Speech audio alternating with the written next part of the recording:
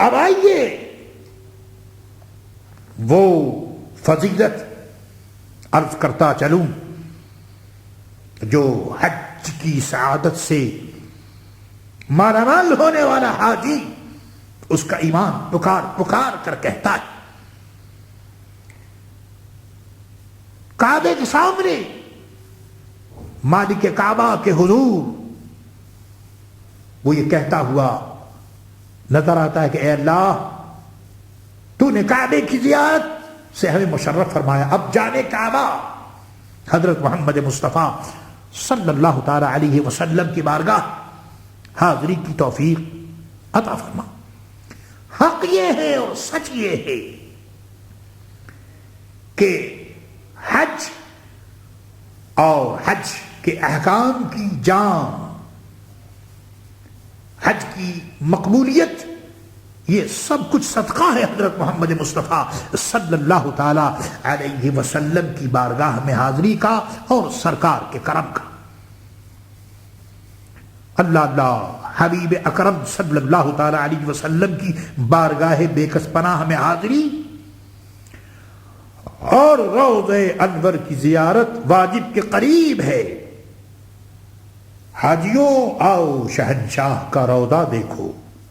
کعبہ تو دیکھ چکے، کعبے کا کعبہ دیکھو۔ آپ نے حج کیا، مدینہ طیبہ کا سفر آپ کے سامنے ہے، اب آپ کسی کی نہ سنیے، آپ اس کا خیال نہ کریں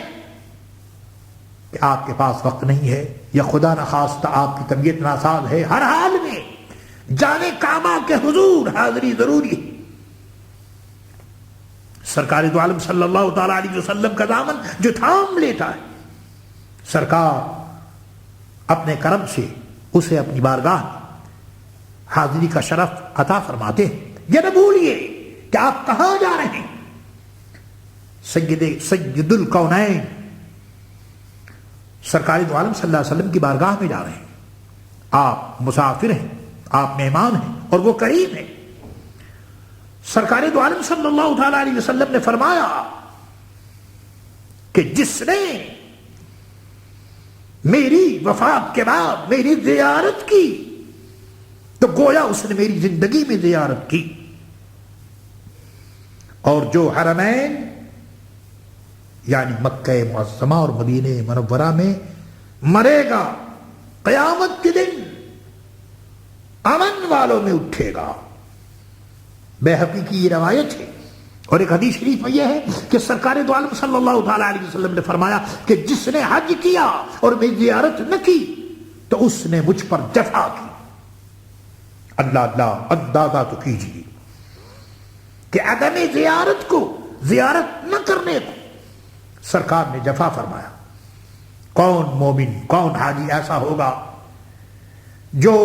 اس کی جرات کرے گا کہ وہ سرکار کی بارگاہ میں حاضری کی سعادت نہ حاصل کرے؟ مسئلہ سنیے، حج اگر فرض ہے تو حج کر کے مدینہ طیبہ حاضری کی سعادت حاصل کیجیے۔ ہاں اگر مدینہ طیبہ راستے میں آ جائے تو روضہ انور کی زیارت کے بغیر حج کو جانا سخت محرومی اور قلب کی سختی ہے، سنگدلی ہے، اور اس حاضری کو قبول حج اور دینی اور دنیاوی کے لیے ذریعہ اور وسیلہ قرار دے۔ سبحان اللہ۔ اور حج نفل ہو تو اختیار ہے کہ پہلے حج سے پاک صاف ہو کر محبوب کے دربار میں حاضر ہو، یا پہلے سرکار دو عالم حضرت محمد مصطفیٰ صلی اللہ تعالی علیہ وسلم کی بارگاہ میں حج کے لیے جائے۔ آپ نے سمجھا حج اگر فرض ہے تو ٹھیک ہے، حضور کی بارگاہ میں اگر مدینہ طیبہ راستے میں آ جائے تو پھر حضور کی بارگاہ میں حاضر ہو کر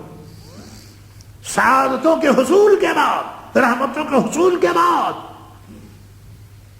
بارگاہ رب کریم میں حاضر ہو جائے، ورنہ وہ پہلے حج کرے اور پھر سرکار دو عالم صلی اللہ تعالی علیہ وسلم کی بارگاہ میں حاضری کی سعادت حاصل کرے۔ سنیے دل کے کان سے سنیے، یقین اور ایمان کے ساتھ سنیے کہ سرکار دو عالم صلی اللہ تعالی علیہ وسلم سچی حقیقی دنیاوی جسمانی حیات کے ساتھ ویسے ہی آپ زندہ ہیں جیسے اپنی وفات سے پہلے زندہ تھے۔ ان کی اور تمام انبیاء کاملین علی نبینا علیہ الصلوۃ والسلام کی موت صرف وعدے خدا کی تصدیق یعنی ایک آن کے لیے تھی، پھر وہ بدستور زندہ ہو گئے۔ تو ان کا انتقال اور دنیا سے جانا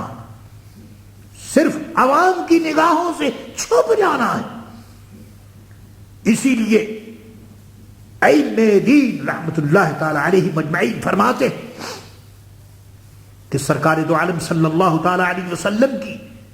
حیات و وفات میں اس بات میں کچھ فرق نہیں کہ وہ اپنی امت کو دیکھ رہے ہیں اور ان کی حالتوں، نیتوں، ان کے ارادوں اور ان کے دلوں کے خیالوں کو پہچانتے ہیں، اور یہ سب حضور پر ایسا روشن ہے کہ جس میں کوئی پوشیدگی نہیں، یہاں تک کہ وہ تیری حاضری اور تیرے کھڑے ہونے اور تیرے سلام بلکہ تیرے افعال، احوال اور مقام قوت سے آگاہ، مواہب لدنیہ وغیرہ میں واضح طور پر یہی کچھ کہا گیا۔ لہذا حضور کی تعظیم و توقیر جس طرح اس وقت تھی کہ سرکار اس عالم میں ظاہری نگاہوں کے سامنے جلوہ فرما تھے، اب بھی اسی طرح فرض اعظم ہے